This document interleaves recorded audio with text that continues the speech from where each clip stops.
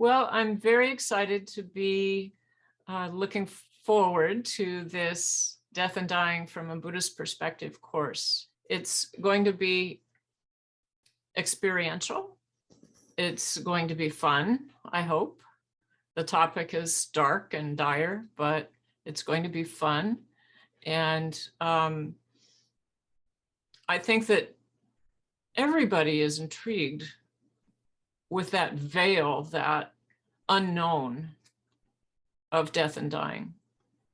And most people are a little bit afraid of it. The times we live in are bringing forward much more opportunity to contemplate the impermanence of this life. People are grieving, and sometimes they're labeling it grief, but often it's more of anxiety and stress and fear.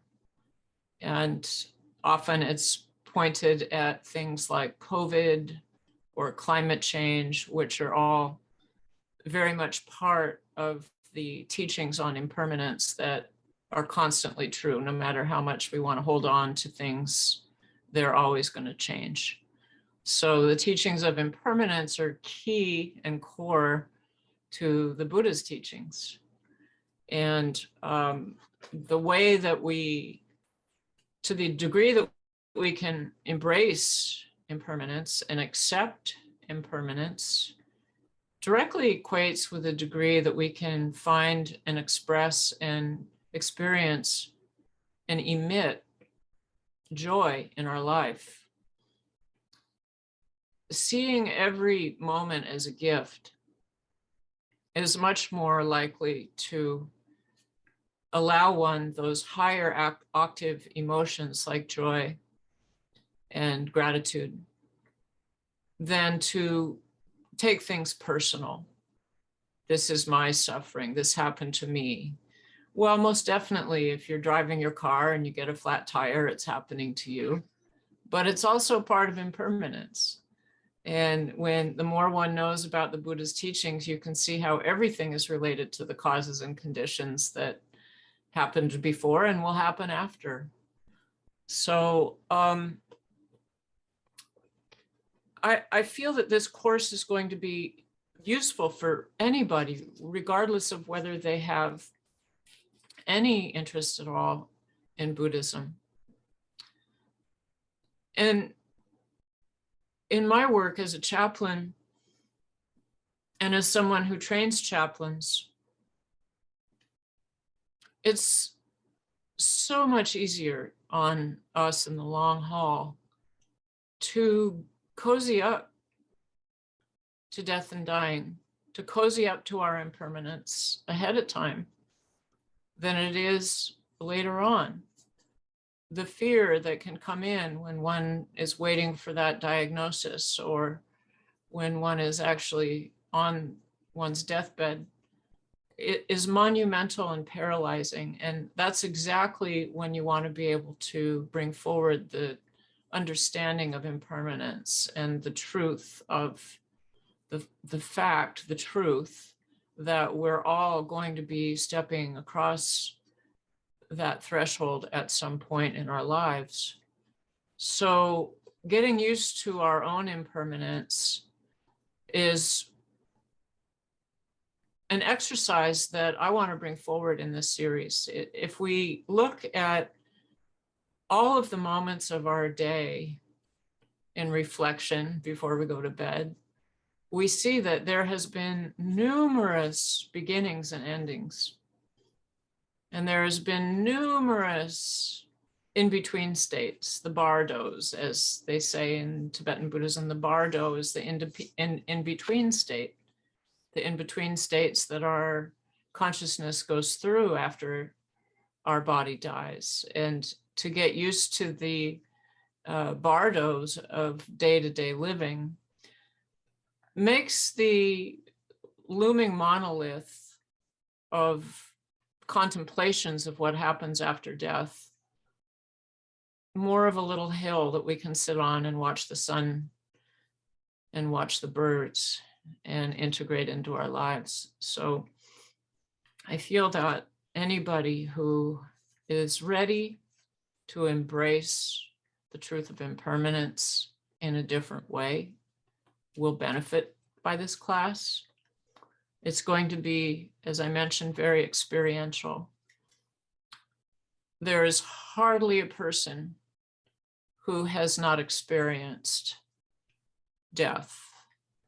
As the Buddha said when Kisa Gotami came to him hoping to revive her dead son, go out in the village and find a home where death has not entered. And so nothing has changed with that. There are people who have never sat at the bedside of a dying person. There are people who have never sat with an animal as it died, either naturally or with compassionate release from a vet. We all have. And so there's a lot that's going to be in the room with us. There's going to be a lot of experience. There's going to be a lot of wisdom. There's going to maybe be some fear and trepidation. We will be following the course outlined in the Tibetan Book of the Dead. And when I say course, I don't mean a course like a class. In the Tibetan Book of the Dead, death is delineated according to how the elements within our body dissolve one by one into the other. And this is very much core to Buddhist meditation, Buddhist practice. You essentially, in most of the tantric practices, you learn to die before you die. And most certainly, even in mindful meditation that's non-sectarian, the idea of meditation is that we tune into that unchanging part of our being. And if we can tune into that unchanging part of our being in a simple 10, 20, or 30-minute meditation once or twice a day, then we can have more equanimity when the fluctuations of life happen. And if we can link that equanimity of being, that oneness, that undisturbed part of us that is beyond time and space, if we can link that to the actual process of death, then we have the potential, according to Buddhism, to find liberation after we die. We have the potential for our consciousness, or whatever one might want to call it, that which leaves the body, to forego these difficult periods in the bardo and just dissolve into the clear light, the oneness of being, dissolve into that sukhavati, or the realm of Amitabha, or whatever it is, heaven, the angel's wings, whatever it is that somebody has words around, which is always hard to put words around a non-dual kind of ultimate thing. So Tibetan Buddhist practice is really advanced with the death process, as I mentioned. The more you understand about our psycho-spiritual body in terms of Tibetan medicine, Tibetan psychology, Tibetan Buddhism, the more you see that nearly all the practices, or all the practices, are aimed at refining that that body, that subtle body, that the physical body responses, and recognizing the relationship that the mind has with what they call the winds and the channels of our body. And so we're not going to get into that too deeply, but we're going to lift that out so that the participants understand that there's a very deep and profound background of science involved in the map that is placed in front of us when we study the Tibetan Book of the Dead.